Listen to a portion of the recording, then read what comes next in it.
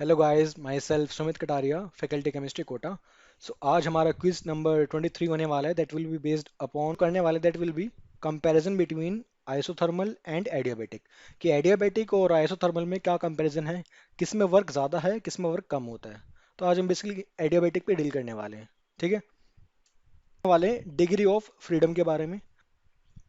Total modes by which a molecule of an ideal gas can exchange energy. कितने तरीकों से आपका gas molecule, ideal gas molecule energy को exchange कर सकता है, उसको हम बोलते हैं डिग्री ऑफ फ्रीडम। वाइब्रेशनल हो सकती है, रोटेशनल हो सकती है, ट्रांसलेशनल हो सकती है। और उन तीनों मोशंस को हम जब ऐड करते हैं so will get the value of F. ये जो आपके पास कैपिटल एफ है, ये हमारा रोटेशन से वाइब्रेट। तो खैर आपको तीनों की इंडिविजुअल वैल्यू पता करने की जरूरत नहीं पड़ने वाली है, आपको उनका समअप पता होना चाहिए कि किसी टाइप ऑफ गैस के लिए एफ की वैल्यू क्या होती है। ठीक है, अब बात करें एफ किस पे डिपेंड करता है, सिर्फ गैस पे कि गैस कौन सी टाइप की गैस है। एग्जांपल हम बात करें सबसे पहले मोनो एटॉमिक गैस की। Mono atomic means a single atom आपके पास होना चाहिए, सिंगल स्पीशीज। उसमें जो आपकी एफ की वैल्यू होगी वो क्या रहेगी, 3। डायटोमिक के लिए बात करें तो so diatomic stands for two atoms, जैसे H2 हो गया, N2, F2, O2। उन सभी के लिए आपके पास एफ की वैल्यू क्या हो जाएगी, 5। ठीक है, ये आपको याद करनी पड़ेगी। नाउ पॉलीएटॉमिक की बात करें तो पॉलीएटॉमिक में अपने पास दो केस बन सकते हैं, जिसमें मोर देन दो एटम्स हो, जिसमें मोर देन टू एटम्स हो, उनको हम क्या बोलते हैं, पॉलीएटॉमिक। अब पॉलीएटॉमिक का हम बात करते हैं शेप के बारे में, तो उनका शेप क्या हो सकता है, लीनियर, या उनका शेप क्या हो सकता है, नॉन लीनियर। अगर लीनियर शेप है जैसे CO2, XeF2, इन सब का शेप क्या होगा, लीनियर। तो एफ की वैल्यू क्या पुट करने वाले हैं, 5। अगर आपके पास गैस होगी मान लीजिए अब अमोनिया है, मीथेन है, जो that which is non linear, तो उसकी वैल्यू आप क्या पुट करोगे, दैट विल बी, एफ की वैल्यू क्या हो जाएगी, 6। ठीक है, तो चार टाइप की गैसेस हैं, उन चारों के लिए आपको एफ की वैल्यू पता होनी चाहिए। एडियाबेटिक प्रोसेस के लिए आपके ये बहुत जरूरी पॉइंट है। तो आप इसको याद कर सकते हो, जैसे यहाँ पे मैंने लिखा हुआ है 3 5 5 6, ऐसा आप याद कर सकते हो। 35 56 करके आप याद कर सकते हो कि 3 for monoatomic, 5 for diatomic, 5 for linear polyatomic, and 6 for non linear polyatomic. ठीक है, तो that that is the degree of freedom. ये आपको याद करना पड़ेगा। इसको यूज करते हैं अभी। और जो अपने पास सीवी होता है, सीवी और डिग्री ऑफ फ्रीडम में क्या रिलेशन होता है, CV is equal to F upon 2R। तो जो आपने वहां लास्ट स्लाइड में एफ निकाला था, वो एफ आपका सीवी निकालने के लिए काम आने वाला है। ठीक है, जैसे आप यहाँ से सीवी निकाल लेंगे एफ की वैल्यू पुट करके, तो आप इस इक्वेशन यूज करके क्या निकाल सकते हैं, वी कैन कैलकुलेट सीवी। तो आपके पास किसी भी गैस के लिए सीवी आ चुका है और सीपी आ चुका है। अगर आपके पास सीपी की इंफॉर्मेशन है और सीवी की इंफॉर्मेशन है, दोनों की इंफॉर्मेशन आपके पास है, तो आप क्या निकाल सकते हो, आप एक रेशियो है that is gamma, this ratio is CP upon CV. तो आप सीपी बाय सीवी की वैल्यू पुट करके आप गामा फाइंड आउट कर सकते हो। Gamma is what, this is adiabatic gas constant. अगर आपके पास प्रोसेस एडियाबेटिक है तभी आपके पास गामा का यूज होने वाला है, नहीं वहां गामा यू की बात ही नहीं करनी है आपको। सो ये गामा, एफ की वैल्यू, सीवी की वैल्यू, ये सारी बातें हम किसके लिए करते हैं, फॉर रिवर्सिबल एडियाबेटिक के लिए। क्लियर। तो हम, अब आपको एफ की वैल्यू पता ही है, तो हम एक बार सभी गैसेस के लिए हम वैल्यू पता कर लेते हैं कि भाई गामा की वैल्यू क्या होने वाली है सभी गैसेस के लिए। तो सबसे पहले बात करते हैं मोनोटोमिक गैस के लिए। तो आपने देखा कि मोनोटोमिक गैस की बात करें तो इसमें अपने पास एफ की वैल्यू क्या थी, 3 थी। तो सीवी क्या हो जाएगा, F/2R, दैट इज 3/2R।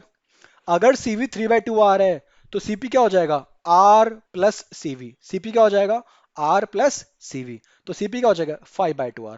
अब सीवी आ गया, सीपी आ गया, क्या निकालोगे, गामा, दैट इज 5/3, 1.66। ये आपके पास रेशियो की वैल्यू आ गई।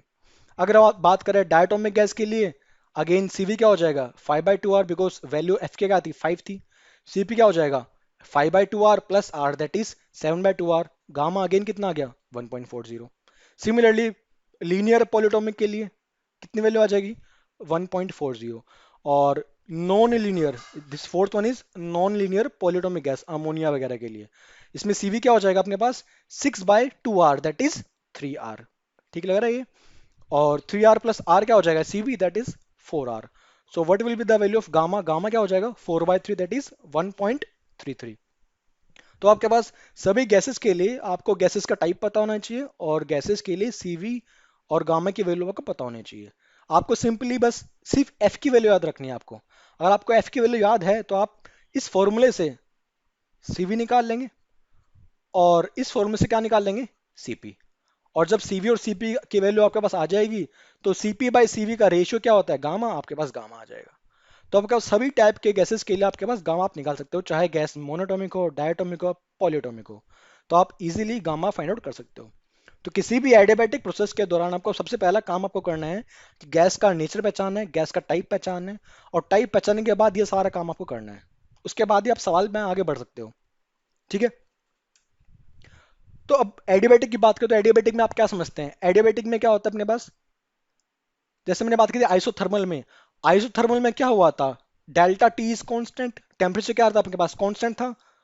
अगर टेम्परेचर कांस्टेंट है तो आपके पास जो चेंज इन टेम्परेचर था वहां जीरो हो गया था। अगर बात करें एडियाबैटिक में, तो एडियाबैटिक के दौरान सिस्टम और सराउंडिंग के बीच कोई भी हीट एक्सचेंज नहीं होता। एडियाबैटिक प्रोसेस के दौरान सिस्टम सराउंडिंग के बीच कोई भी हीट एक्सचेंज नहीं होता है। तो आपके पास क्यू की वैल्यू क्या हो जाएगी, जीरो। और फर्स्ट लॉ की इक्वेशन क्या होती है, डेल्टा यू बराबर क्यू प्लस डब्ल्यू। जैसे आपने क्यू को जीरो पुट किया, आपके पास डेल्टा यू क्या आ गया, डी डब्ल्यू आ गया। यानी कि जो आपके पास एडियाबैटिक में जो काम होने वाला है, वो जो आपका काम है किसके बराबर है, that work will be equal to the change in internal energy. Because आपका कोई भी हीट एक्सचेंज हो नहीं रही है, तो और आप गैस को कंप्रेस कर रहे हो, गैस एक्सपेंड कर रही है, तो जो भी एनर्जी में चेंज आएगा that will be equal to your work done. Clear है। तो जो भी हमने बात की गामा निकालने के लिए, मैं अगेन बता रहा हूं किसके लिए बात की थी, वो रिवर्सिबल एडियाबैटिक के लिए। अगर प्रोसेस इरिवर्सिबल एडियाबैटिक हो जाएगा, उस केस में गामा की बात हम नहीं करने वाले। ठीक है। तो अब देखते हैं कि गामा का यूज कैसे करने वाला है और उसका यूज कहां आने वाला है। सो देखिए, जैसे आपने बोला डी यू बराबर डी डब्ल्यू हो जाएगा, तो प्रोसेस कौन सा हो गया, एडियाबेटिक। तो हम पहले किसकी बात कर रहे हैं, रिवर्सिबल एडियाबेटिक की। तो डी यू बराबर डी डब्ल्यू, डी यू की वैल्यू क्या होती है, N C V D T, and what is work done minus P D V. Clear है। अब आप थोड़ा सा अरेंज कर दीजिए, प्रेशर की वैल्यू क्या होती है, N R T by V, ideal gas equation से हमने पुट कर दी पी की वैल्यू। अब यहाँ मोल्स कैंसिल हो गए, थोड़ा सा हमने अरेंज किया, तो CV D T by T, और यहाँ क्या आ गया, minus R D V by D. और मैंने आपको पहले भी कहा था, फर्स्ट लेक्चर में बताया था मैंने आपको, अगर प्रोसेस रिवर्सिबल है, अगर प्रोसेस रिवर्सिबल है, तो चाहे वो प्रोसेस एडियाबैटिक हो, चाहे वो प्रोसेस आइसोथर्मल हो, कहीं ना कहीं आप इंटीग्रेशन परफॉर्म कर रहे होंगे। तो यहाँ पे आपको दिख गया होगा कि डी टी बाई टी और डीवी बाई डीवी में आप क्या लगाने वाले हो, you will be performing integration. Clear है। किसी भी रिवर्सिबल प्रोसेस में आपको इंटीग्रेशन करना ही पड़ेगा, तो चाहे वो एडियाबैटिक हो चाहे वो आइसोथर्मल हो। हमको अगर वर्क डन निकालना है या कोई भी काम निकालना है, कोई भी चीज निकालनी है, हम हमेशा इंटीग्रेशन का सहारा लेने वाले हैं। तो हमने यहाँ पे इंटीग्रेशन परफॉर्म किया, T1 से T2, V1 टू V2। ठीक है। तो dt बाई dt का इंटीग्रेशन क्या हो जाएगा, L N T, that is L N T two by T one, और dv बाई v का क्या हो जाएगा, L N V, that is L N V two by V one. अब यह माइनस आपके पास, इस माइनस को हटाने के लिए क्या करेंगे, अब L N V two by V one था, आप इसको चेंज कर देंगे, that is V one by V two कर देंगे। तो एक माइनस यहाँ से बाहर आएगा, वो इस माइनस को कैंसिल कर देगा। तो यहाँ तक आपकी डेरिवेशन हो चुकी है। ये डेरिवेशन आप खुद कर सकते हैं परफॉर्म, आपको याद नहीं करनी है इन चीजों को। आपको सिर्फ फर्स्ट लॉ इक्वेशन याद करनी है कि डेल्टा यू बराबर क्या था, क्यू प्लस डब्ल्यू। क्यू आपने जीरो कर दिया, उसके बाद ये सारी चीज आप खुद ही कर ले जाओगे।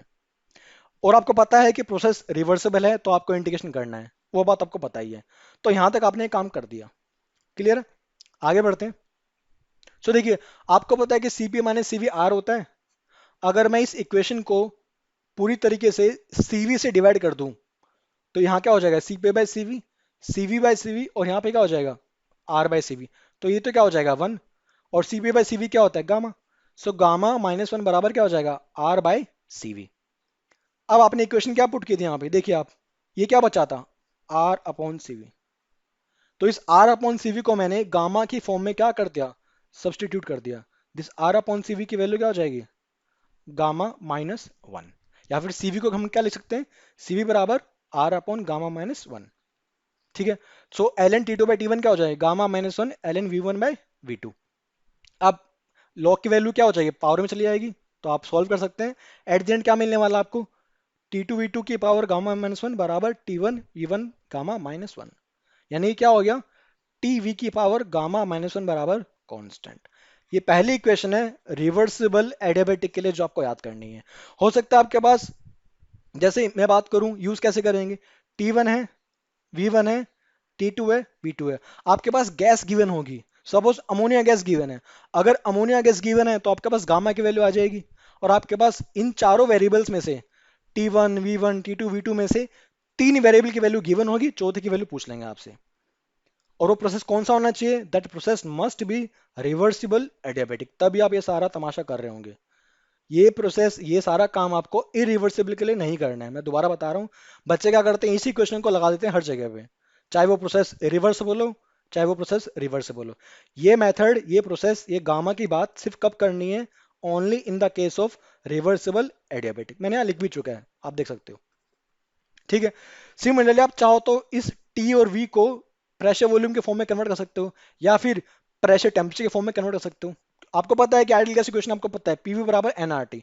तो आप टी की जगह बाकी चीजें सब्स्टिट्यूट कर देंगे, तो प्रेशर वॉल्यूम के बीच रिलेशन आ जाएगा। टी की जगह क्या कर देंगे आप? PV by RT. तो यहां से रिलेशन किसके बीच आ जाएगा? टी और पी और वी के बीच।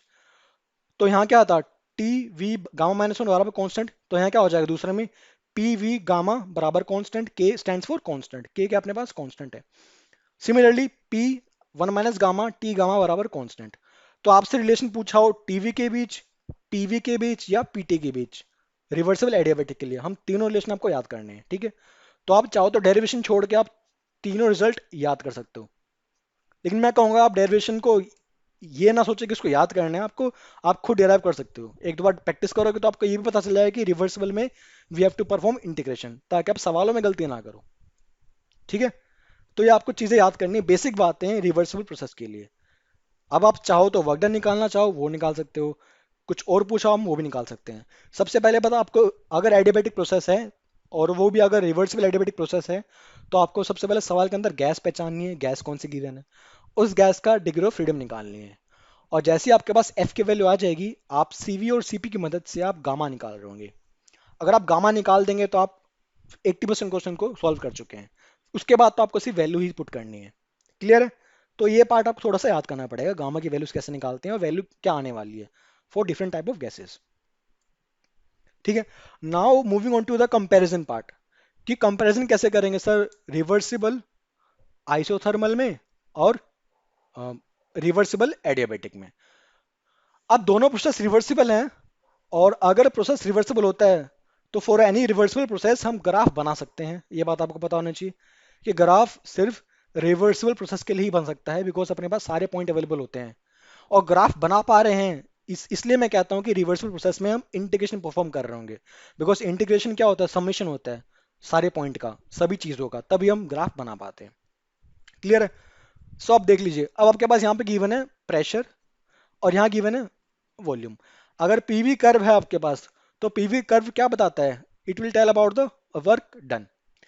तो हमारा डाउट क्या है अभी, हमारा सवाल क्या है कि रिवर्सिबल आइसोथर्मल है और रिवर्सिबल एडियाबेटिक है, किस में काम ज्यादा होने वाला है? ठीक है।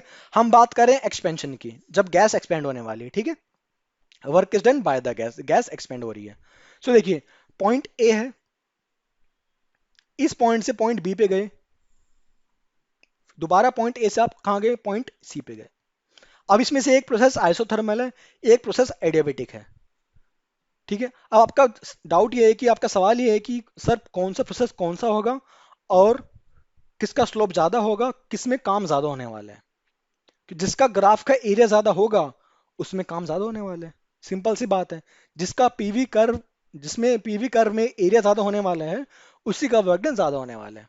ठीक है। लेकिन इन दोनों कर्व में से, ए बी कर्व और एसी कर्व में से कौन सा कर्व आइसोथर्मल का है, कौन सा कर्व एडियाबेटिक है, पहले आपको ये पहचानना है। तो उसके लिए देखिए क्या करना है आपको, पहले यहां ध्यान दीजिए। बात करें स्लोप के बारे में, क्योंकि पीवी कर्व में स्लोप बताना है आपको। बात कर रहा हूं, यहां पे देखो लिखा हुआ है मैं नोट के फॉर्म में, slope of adiabatic is gamma times slope of isothermal. एक बार दोबारा सुन लीजिए आप, की बात करें एडियाबेटिक की, तो एडियाबेटिक का स्लोप गामा टाइम्स से ज्यादा रहने वाला है आइसोथर्मल के स्लोप से। बिकॉज स्लोप कैसे निकालते हैं? आप क्या करेंगे? डीपी बाई डीवी करेंगे।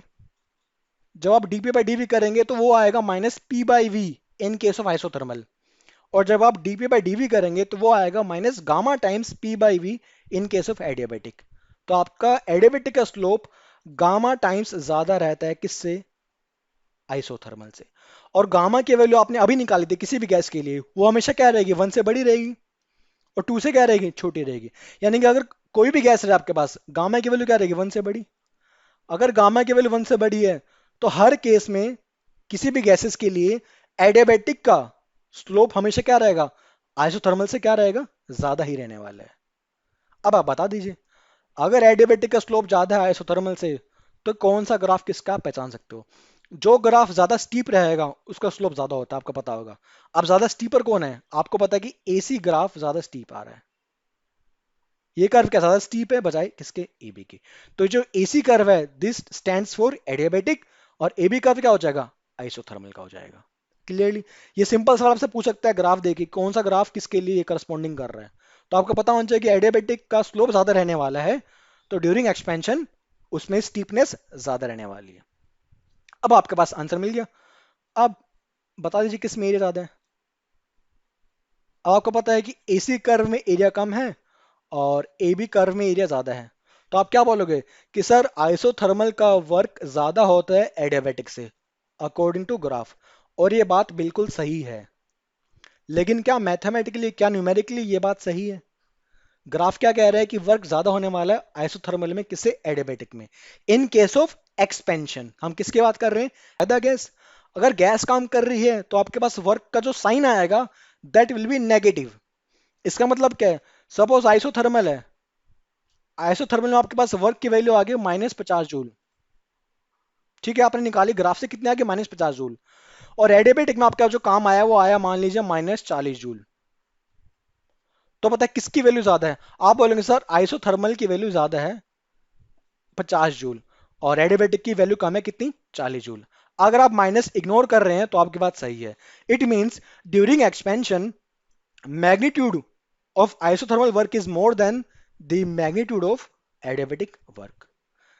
अब बताइए, ये 3 पॉइंट आपके पास, पहला पॉइंट, दूसरा पॉइंट और तीसरा point. Work isothermal more than work adiabatic, work isothermal more than work adiabatic, and work isothermal less than work adiabatic. इन तीनों में से कौन कौन सी बातें सही हो सकती हैं।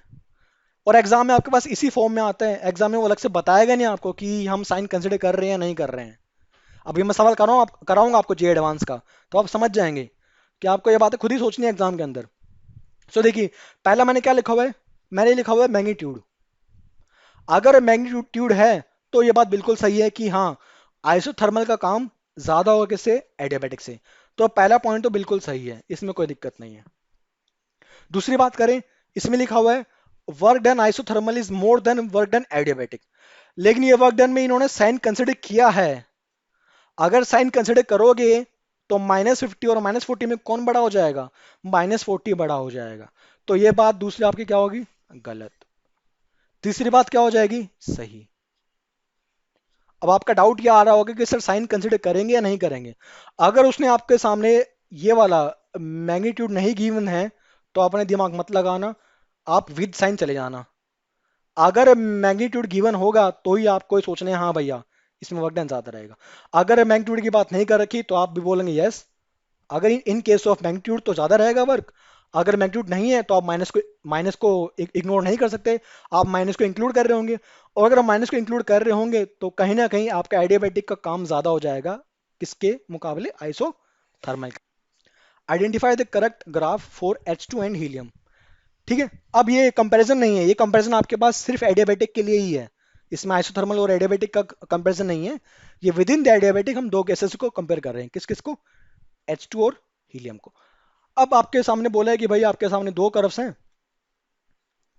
एक ये कर्व है और एक ये कर्व है। कौन सा कर्व H2 का है, कौन सा कर्व हीलियम का है, एडियाबेटिक के लिए।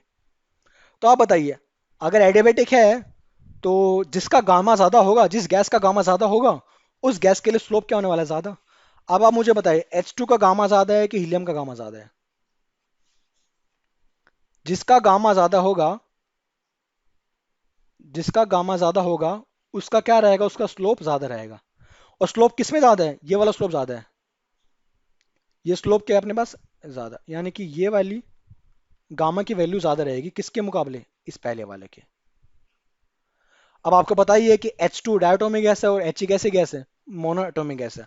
आपको इन दोनों की F की वैल्यू पता है, आप पुट कीजिए वैल्यू F की, आप गामा निकालिए, मैंने निकाल रखा है 2 स्लाइड पहले। आप सोचिए और कैसे आंसर करना है। पास एक ग्राफ गिवन है P वर्सेस V के बीच, और कुछ प्रोसेस गिवन है आपके पास, पहला, दूसरा, तीसरा, चौथा और पांचवा। ठीक है। और इन 5 कर्व्स के करस्पॉन्डिंग 5 पॉइंट लिखे हुए हैं, आइसोबारिक, आइसोकोरिक, एडियाबैटिक, आइसोथर्मल, और एक और प्रोसेस है कौन सा, पीवी की power N, where N is 2 3 4 5। I वाला ग्राफ कौन सा है, इसमें आप देखोगे तो इसमें क्या है, इसमें आपने वॉल्यूम ही कांस्टेंट कर दी, वॉल्यूम में कोई चेंज नहीं आ रहा, दिस प्रोसेस इज आइसोकोरिक। सो पांचवा कौन सा हो जाएगा, isochoric process.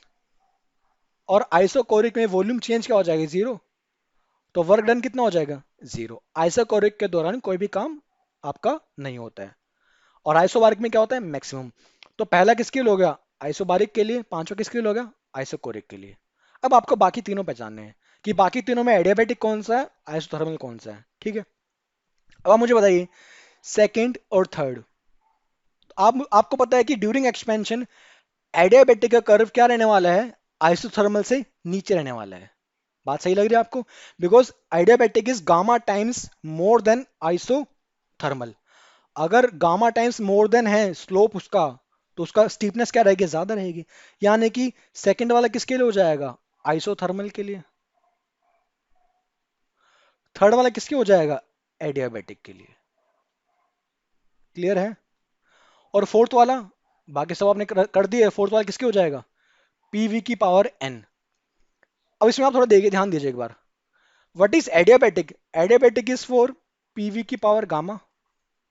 What is isothermal, isothermal is PV की पावर वन, कांस्टेंट, बराबर कांस्टेंट। अब देखिए आइसोथर्मल में वी की पावर कितनी आ रही है, वन आ रही है।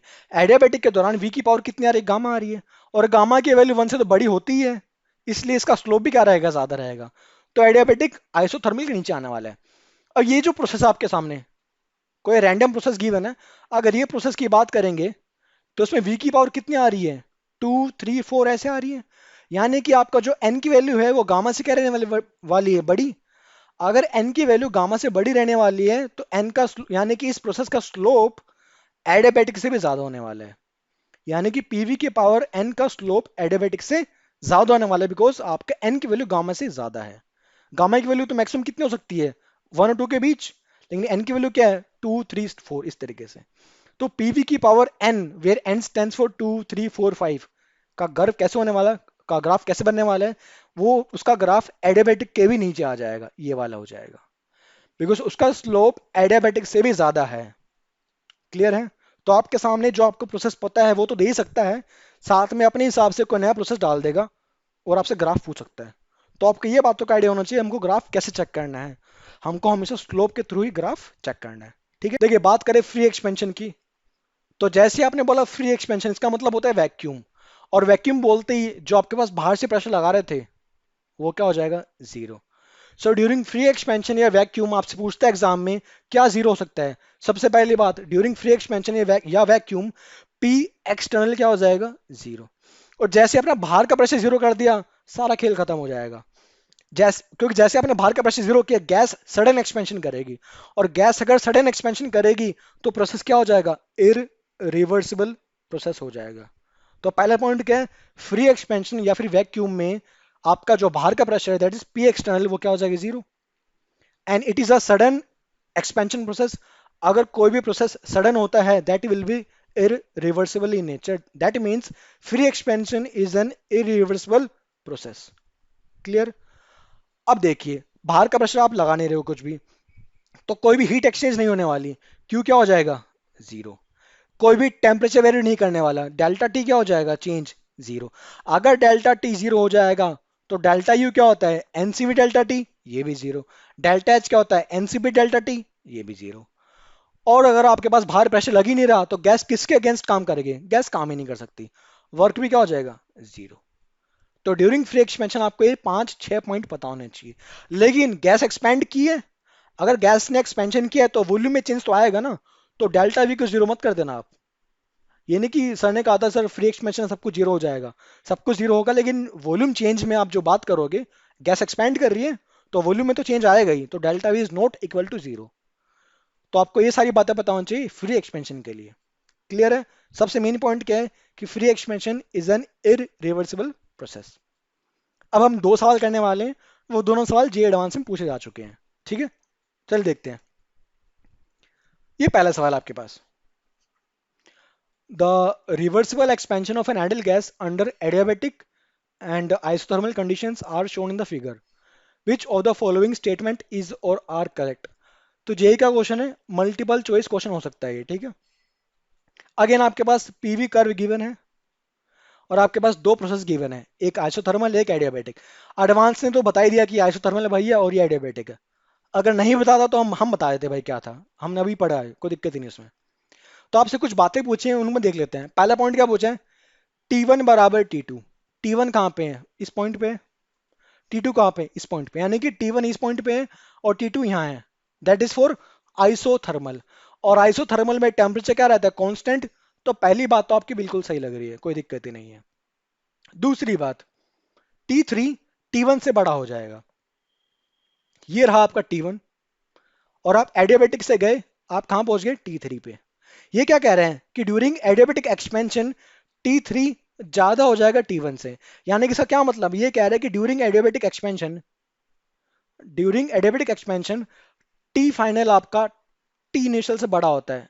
सवाल में गिवन है, क्या ये बात सही है, आपको सोचना है। क्योंकि एडियाबेटिक एक्सपेंशन में और एडियाबेटिक कंप्रेशन में हम दो पॉइंट पढ़ते हैं हमेशा, कि during adiabatic expansion cooling takes place, during adiabatic compression heating occurs. दो बातें हम पढ़ते हैं। मैंने क्या बोला कि अगर हम बात करें एडियाबेटिक एक्सपेंशन की, तो डी यू क्या हो जाएगा, वर्क के बराबर हो जाएगा। डी यू क्या होता है, सीवी डी टी। क्लियर है, वर्क क्या हो जाएगा, माइनस पी टी। मुझे बताइए, अगर एक्सपेंशन है तो वॉल्यूम में चेंज क्या आएगा, पॉजिटिव। अगर एक्सपेंशन है आपके पास तो वॉल्यूम में चेंज क्या आएगा, पॉजिटिव। अगर आपके पास वॉल्यूम पॉजिटिव होगी, बिकॉज आप एक्सपेंड कर रहे हो, साइज बढ़ेगी, एरिया बढ़ेगा, वॉल्यूम बढ़ेगी, तो ये वर्क डन क्या रहेगा, नेगेटिव रहेगा। अगर ये पूरा प्रोसेस नेगेटिव है, इस तरफ नेगेटिव आ रहा है आपके पास, तो यहां से सीवी तो पॉजिटिव होता है, तो dt क्या हो जाएगा, नेगेटिव आ जाएगा। dt नेगेटिव क्या मतलब होता है कि चेंज नेगेटिव आ रहा है, यानी कि T final minus T initial की वैल्यू नेगेटिव आ गई है। इसका क्या मतलब है, इसका मतलब ये है कि जो आपके पास इनिशियल टेम्परेचर था वो ज्यादा था किसके मुकाबले, फाइनल टेम्परेचर के मुकाबले। यानी कि ड्यूरिंग एडियाबेटिक एक्सपेंशन आपका फाइनल टेम्परेचर कम हो जाता है, किसके मुकाबले, इनिशियल टेम्परेचर के मुकाबले। यानी कि सिस्टम क्या हो जाएगा, system will cool down during adiabatic expansion, cooling occurs. अब बताइए, तो ये बात गलत होगी, इसकी उल्टी वाली बात सही हो जाएगी कि T final is less than T initial. तो ये T3 हमारा क्या है, दिस इज टी फाइनल, और ये T1 क्या है, टी इनिशियल। तो हमारे हिसाब से तो क्या होना चाहिए कि भैया टी इनिशियल बड़ा होना चाहिए टी फाइनल के हिसाब से। और सवाल ने क्या पूछा है कि नहीं टी फाइनल बड़ा है T1 से, तो गलत हो जाएगा, तो बी तो गलत है, कोई दिक्कत ही नहीं है। थर्ड बताइए आप, थर्ड क्या पूछा है, isothermal work is more then adiabatic work. अब देखिए आप यहाँ फंस जाएंगे, कुछ बच्चे दिमाग लगाएंगे यहाँ पे कि सर साइन ले या ना ले। अगर आपके सामने साइन की बात नहीं कर रखी, आपके सामने कोई कुछ बात बताई नहीं की, आपके सामने सिर्फ ग्राफ दे दिया और पूछा है वर्क के बारे में, तो आप ग्राफ देख के क्या बोलोगे कि सर आइसो का काम ज्यादा होता है एडियाबेटिक से, और आप इसको सही मार दोगे। आप क्या करो, इसको सही मार दोगे और आपका क्वेश्चन हो जाएगा गलत, बिकॉज ये सही है नहीं। अगर ये बोलता मैग्नीट्यूड ज्यादा है तो मैं सही मानता, इसने सिर्फ क्या बोला, वर्क ज्यादा है, यानी कि ये साइन को इंक्लूड कर रहा है। और अगर साइन इंक्लूड कर रहा है तो हम जानते हैं ये बात गलत हो जाएगी। क्लियर है, आंसर बी गलत है, सी गलत है। डी पे आते हैं, delta U isothermal is more than delta U adiabatic. अगर आइसोथर्मल है टी कांस्टेंट, और डेल्टा यू क्या होता है आपके पास, nCv delta T. Delta U क्या होता है, एनसीवी डी डेल्टा टी। अगर आइसोथर्मल है तो ये जीरो, तो डेल्टा यू भी क्या हो जाएगा, जीरो। यानी कि ड्यूरिंग आइसोथर्मल डेल्टा यू क्या हो गया, जीरो हो गया। अब बच्चे यहाँ इसको टिक मार देंगे, सही हो जाएगा सर। पहले आप एडियाबेटिक भी चेक कर लीजिए, during adiabatic process delta U क्या होगा आपको वो बताना है। यहाँ देखिए, यहाँ पे dt क्या आ गया, नेगेटिव। अगर dt नेगेटिव आ गया तो du क्या आने वाला है, यहाँ पे नेगेटिव आने वाला है। यानी कि ये जीरो है, वो बात ठीक लग रही है, लेकिन ये तो नेगेटिव हो गया, और नेगेटिव से तो जीरो ही बढ़िया होता है। तो ये क्या कह रहा है कि आइसो का डेल्टा यू ज्यादा रहेगा एडियाबेटिक से, बिल्कुल सही बात है। जीरो है लेकिन नेगेटिव से ज्यादा ही रहने वाला है। तो इस क्वेश्चन का आंसर क्या हो जाएगा? Option A and option D. मैं बता देता हूँ। इसमें गिवन है पी एक्सटर्नल जीरो हो गया, प्रोसेस इरिवर्सिबल है, बस मेरा काम बन जाएगा। अगर पी एक्सटर्नल जीरो है तो मुझे हिंट मिल गई थी कि ये प्रोसेस कौन सा हो जाएगा, दिस इज फ्री एक्सपेंशन। और मेरी हिंट को पक्का किसने कर दिया? इरिवर्सिबल बोल के। यानी कि ये दोनों डायग्राम देख के मैं समझ गया था कि जैसे ही पी एक्सटर्नल जीरो हो जाएगा फ्री एक्सपेंशन हो सकता है, यस। और फ्री एक्सपेंशन कैसा होता है? Free expansion is N irreversible process. तो हम समझ गए कि क्वेश्चन किसका है। ये क्वेश्चन है अपने पास फ्री एक्सपेंशन का। हमको पता है उनके लिए क्या क्या बातें होती हैं। पहली बात क्या है? क्यू जीरो होगी, क्या ये बात सही है? यस। दूसरी बात, टी वन बराबर टी टू, क्या फ्री एक्सपेंशन में आपके पास टेम्परेचर में कोई चेंज आता है? नहीं आता। टेम्परेचर क्या रहता है? कांस्टेंट। तो डेल्टा टी क्या हो जाएगा? जीरो। तो टी वन बराबर टी टू, सही बात है। तीसरी बात, अगर टी वन बराबर टी टू है, प्रोसेस क्या हो गया? Isothermal. Free expansion is an isothermal process as well as adiabatic process. एक और बात आप सोच सकते हो कि फ्री एक्सपेंशन में क्या है? हीट जीरो है, और फ्री एक्सपेंशन में टेम्परेचर चेंज भी नहीं हो रहा है। तो free expansion is simultaneously adiabatic as well as isothermal. तो पहली बात सही, दूसरी सही, और अगर आइसोथर्मल है तो तीसरी भी सही हो जाएगी। पी टू वी टू बराबर पी वन। फोर्थ क्या है? पी टू वी टू की पावर गामा बराबर पी वन वी की पावर गामा। अब गामा किसके लगाते हैं? मैंने कहा था कि गामा कहाँ लगाएंगे? सिर्फ गामा लगाएंगे रिवर्सिबल के लिए, रिवर्सिबल एडियाबैटिक के लिए। और एक कैसा प्रोसेस है? इरिवर्सिबल। तो ये क्या हो गया? गलत। आंसर क्या हो जाएगा इसका? A B and C.